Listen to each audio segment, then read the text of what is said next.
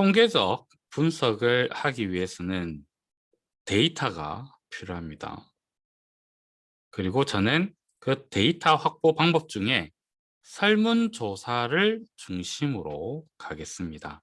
지금 화면에 보시고 있는 이게 이제 설문과 관련된 내용이다라고 보시면 되고요. 지금 하늘색으로 약간 표기된 이 부분이 실제 설문지에 들어가 있는 내용입니다. 그래서 문항들이죠. 설문의 문항들. 문항과 그 다음에 저는 5점 척도로 묻고 있습니다. 그래서 1번이 전혀 그렇지 않다부터 해서 3번이 보통이다고 5번이 매우 그렇다. 그래서 1점에서 5점으로 갈수록 더 이 문항에 대해서 강한 긍정을 나타내는 형태로 이제 묻고 있습니다. 그리고 이렇게 하실 때 이제 주의점은 자 보면 여기 경제 자본이라고 해서 세 가지를 묻고 있는 거거든요.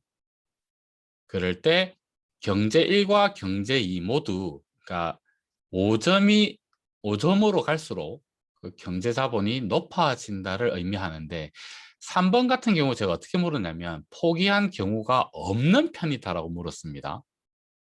그러니까 포기한 경우가 있는 편이다라고 물을 수도 있을 텐데 제가 왜 없는 편이다라고 물어봤냐면 이 없는 편이 매우 그럴수록 경제 자본이 높아지기 때문입니다. 제가 지금 요 경제 자본과 관련해서 경제 1, 2, 3 세 가지 문항으로 세 개의 문항으로 묶고 있는 거잖아요. 그럴 때 이 세 문항이 같은 걸 지칭하는 이 세 문항이 같은 방향으로 가게끔 묻는 것이 좋습니다. 만약에 이런 생각 없이 3번을 포기한 경우가 있는 편이다라고 만약에 물었다면 나중에 1점을 5점으로 바꾸고 5점을 1점으로 바꾸는 역코딩이라고 얘기하는 과정을 거쳐야 되는 불편함이 생깁니다. 같은 걸 묻는 항목들은 높은 점수일수록 같은 방향으로 가게끔 설문을 구성하시는 게 편하다라는 거죠. 그거 주의사항으로 좀 말씀드립니다. 그 다음에 지금 경제자본, 지식자본, 문화자본, 사회자본, 정서자본, 그 다음에 행복이라는 어떤 큰 개념에 대해서 지금 제가 설문을 각각 다 3개씩 설문 문항을 각각 3개씩 묻고 있습니다. 예를 들어서 행복, 얼마나 당신이 행복합니까에 대한 이제 행복을 묻는 건데 사실 이렇게 생각하실 수도 있죠. 굳이 왜 문항 3개 물어? 그냥 하나로 당신은 지금 그러니까 얼마나 행복합니까? 1점부터 5점. 혹은 당신은 지금 행복하다고 생각하십니까? 아니, 당신은 지금 행복합니까? 라고 하나로 물어볼 수도 있겠죠. 근데 우리 사회과학 영역에서 설문조사할 때는 하나의 개념을 위한 설문 문항을 딱 직접적으로 딱 하나만 묻기도 하긴 합니다. 뭐 안 되는 건 아니에요. 근데 그것보다는 여러 문항을 통해서 묻는 것을 권장합니다. 요거는 이제 여러분들이 설문 문항의 타당성 뭐 이런 걸로 이제 찾아보시면 그 개념에 대한 얘기들이 있을 텐데요. 그냥 이해를 돕기 위해서 그냥 간단한 예를 들어보겠습니다. 자, 우리의 지적 능력을 파악하기 위해서 IQ 테스트를 하고 그 하나만 가지고 지적 능력이라고 얘기를 해보자 라고 하면 뭐 그럴 수도 있지라고 생각하실 수도 있지만 과연 우리의 지적 능력이 IQ 하나로 대변될 수 있을까? 라는 의문이 생기는 거죠. 그래서 실제로 가드너의 다중지능 이론이라는 게 IQ 하나만이 아니고 뭐 EQ, SQ인가요? 그 뭐 여러 가지 속성 6개인가 있습니다. 사람의 지적 능력과 관련돼서 여러 개를 묻는 거예요. 그거는. 그게 좀 더 왜냐면 지적 능력을 우리가 얘기할 때 단순히 하나만 묻고 하는 것보다 여러 개 물었을 때가 더, 그죠? 여러 개 물은 다음에 그 여러 개의 평균값이 더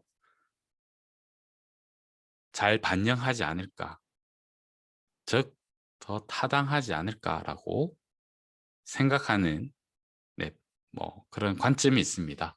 그래서 저 같은 경우도 경제자본에서 이렇게 물어볼 수도 있죠. 사실은 당신은 당신의 뭐죠? 소득은 얼마입니까? 재산은 얼마입니까? 이렇게 다 바로 그 하나 묻고 그걸로 갈 수도 있긴 해요.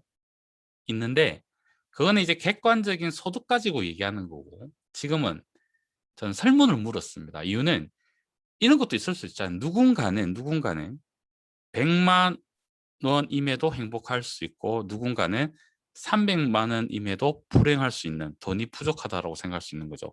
100만 원이지만 돈이 많다라고 생각할 수 있고. 그래서 저는 지금 행복에 영향을 미치는 요인들과 관련돼서 분석을 좀 해보려는 조사이기 때문에, 실제로 우리가 느끼는 행복은 절대적인 금액이라기보다는 그 재산, 나의 자산, 재산에 대한, 소득에 대한 주관적인 판단이 이제 더 중요할 거라고 본 겁니다. 그래서 경제자본을 물어본 거예요. 소비자에게. 그러니까 소비자는 이 설문 응답자들에게. 그것도 세 가지로 나눠 세 가지로 준비해서 물어본 겁니다. 나는 여유롭게 쇼핑을 하거나 여가를 즐길 시간을 낼 수 있다거나, 경제적 수준이 높다고 생각한다라거나, 경제적 이유로 하고 싶은 일을 포기한 경우가 없는 편이다. 다시 한번, 없는 편이다. 같은 방향을 만들기 위해서요. 이런 식으로 지식 자본도, 문화 자본도, 사회 자본도, 정서 자본도, 이렇게 모든 걸 이렇게 다 세 개씩 맞춰서 해야 되느냐는 아니에요. 그냥 저는 이제 실습 교육용이어서 이렇게 깔끔하게 만들어 보려고 그냥 세 개씩 한 거고요. 실제로 여러분들 할 때는 필요에 따라서는 어떤 문항은 세 개, 어떤 문항은 5개, 뭐 이렇게 다양하게 가셔도 됩니다. 그러셔도 됩니다. 다만 또 하나의 주의사항은 논문 쓰는 거잖아요. 우리 논문 쓰는 거. 논문 쓰는 거는 여러분들이 이 설문 문항들을 여러분들 마음대로 내 생각이 그래서 이렇게 문항을 했다라는 건 가급적 지양합니다. 그러니까 그건 네 생각이지 이렇게 돼버리는 거예요. 논문은 말씀드렸듯이 학문적 설득이고 논리성이 중요하기 때문에 설문 문항들도 단순히 연구자인 내 생각이다가 아니고 다른 연구를 통해서 혹은 선행 연구들을 통해서 살펴보니 내 연구에서 이런 걸 쓰겠다라고 하는 게, 그게 더 논리성을 갖춘다라고 보는 거죠. 그래서 그냥 제가 단 겁니다. 네, 이름 보면 알겠죠. 실제 있는 거 아니고요. 자, 예를 들어서 경제자본은 홍길동 2010년 논문에서 경제자본 묻는 문항이 있길래 그걸 가지고 오는 겁니다. 근데 이렇게 할 수 있다는 거예요. 이 홍길동 논문에서는 6개 문항으로 물었는데 경제자본을, 그 6개 물었다고 해서 여러분들 6개를 다 가지고 와야 되느냐? 그건 아니라는 겁니다. 그 6개 중에 내 연구에 좀 더 적합하다고 판단되는 3개만 선택해서 가지고 와도 돼요. 다만 논문 쓰실 때 그렇게 언급은 하시면 좋습니다. 논문 내용에 홍길동 10에는 실제로는 6개의 문항이 있었는데 그중에 나는 내 연구 목적이 행복과 관련된 거기 때문에 좀 더 관련성이 높다라고 생각한 3개를 선택해서 설문을 한다라고 이렇게 서술하면 됩니다. 서술하는 걸 권합니다. 그게 더 논리적으로 이제 되는 거니까요. 왜 3개 선택해서 이럴 수 있으니까. 그 다음에 요렇게도 돼요. 청길서 2018 같은 경우 제가 여기 수정이라고 얘기했죠. 이건 뭐냐면 그 청길서 선행연구의 그 문항들을 고스란히 그대로 따와야 된다도 사실은 아닙니다. 아닙니다. 내 연구와 좀 다를 수 있잖아요. 청길서란 연구가 내 연구와 좀 다른 방향인데, 하여튼 청길서란 연구에서도 지식자본이라는 걸 물었기 때문에 그걸 내가 가지고 오면 되겠다라고 생각했는데 좀 다른 거죠. 그래서 문구들을 수정해도 됩니다. 예를 들어서 여기가 만약에 청길서 논문에서는 당신의 뭐라 그럴까요? 국어 실력은 어떻습니까? 이렇게 물었다면 저는 그걸 이제 지적 하여튼 영어 실력으로 묻는 게 더 좋겠다라고 판단할 수도 있는 거잖아요. 그러면 수정해도 됩니다. 문구들을. 다만 원래는 뭐였는데 나는 이걸로 가겠다라고 수정했다라고 서술하시면 됩니다. 그리고 해외 논문 같은 경우는 그죠, 설문 문항이 다 영어일 거잖아요. 그거 우리나라 말로 번역해야 되는 거니까요. 그죠? 그래서 번역했다라고 또 이렇게 하면 됩니다. 어떤 원문은 뭐였는데, 영어가 어떤 표현이었는데 나는 그걸 이렇게 번역했다라고 서술하면 됩니다. 그리고 요 같은 경우는 행복이 발머 이 2015 연구에서는 행복 1, 2만 물었다라고 볼게요. 1, 2만. 두 개만 물었다고 할게요. 근데 저는 이 연구에서 하나 더 묻는 거, 세 개로 물어서 가는 게 좀 더 좋겠다 판단해서 이렇게 하나 정도를 추가해도 됩니다. 추가해도 됩니다. 그러니까 선행 연구를 바탕으로 해야 하는 걸 권하지만 선행 연구를 그대로 따라야 된다는 건 아니에요. 얼마든지 연구의 목적에 맞게끔 본 연구, 우리의 자신의 연구의 목적에 맞게끔 이렇게 약간 뭐라고 그러죠? 수정하고 추가하고 번역하고 뭐 이렇게 취사 선택하고 하는 것들 당연히 가능합니다. 근데 전부 다 여러분들의 생각이었다. 그러면 좀 이제 논문 심사할 때 그건 너 생각이네. 그럼 결국 이렇게 되는 거예요. 그거는 좀 피하시는 게 좋습니다. 그리고 인구 통계도 저는 일단 3개만 했어요. 사실 실제로 인구 통계는 이것보다 더 많은 정보를 보통 묻는 편입니다. 뭐 직업도 물어볼 수도 있고요. 그러니까 연구 목적에 맞는 인구 통계도 있지만 실제 연구 목적에 필요 없는 속성도 인구 통계에 조금 물어보기도 해요. 뭐냐면 표본에 대한 설명을 하기 위해서. 내 조사에 응답한 이 데이터, 그 표본이잖아요. 표본의 특성이 어떠했다. 여기는 지금 직업은 없잖아요. 만약에 표본 특성에서 직업들도 이렇게 잘 이 연구 방향에 이렇게 뭐라고 그러죠? 이렇게 한쪽으로 쏠리면 안 된다든지 이럴 수 있기 때문에 그런 걸 이제 나는 그래도 다양하게 구성했다. 혹은 이제 뭐 사람들을 잘 대변하고 있다라고 그런 걸 이제 보여주고 싶을 때는 인구 통계를 통해서 표본 어떤 특성을 제시하는 경우가 있습니다. 그래서 그럴 경우에는 이제 좀 더 많이 묻긴 하는데 저는 예시니까 그냥 3개만 물었습니다. 그래서 이 설문을 그죠? 그리고 설문지에는 보통 요까지 정보가 들어가고요. 요거는 내부 정보라고 보시면 돼요. 연구자가 가진 내부 정보입니다. 설문지에는 이렇게만 물어봐도 되는 거죠. 이 내용만 가지고. 자, 요걸 해서 설문 돌린 데이터가 옆에 있는 시트에 제가 있습니다. 여기 설문 문항이라는 시트고 데이터는 시트에 그게 이제 설문조사했던 5점 척도들 경제 1, 2, 3, 지식 1, 2, 3들이 다 문항 얘기하고 있습니다. 요 문항들입니다. 그다음 마지막에 성별, 연령대, 거주지까지 있고 그 다음에 요 아이디는 응답자 아이디인데 총 300, 즉 제가 300명한테 물었다라는 거죠. 그러니까 300명으로부터 데이터를 받았다라는 거죠. 설문을.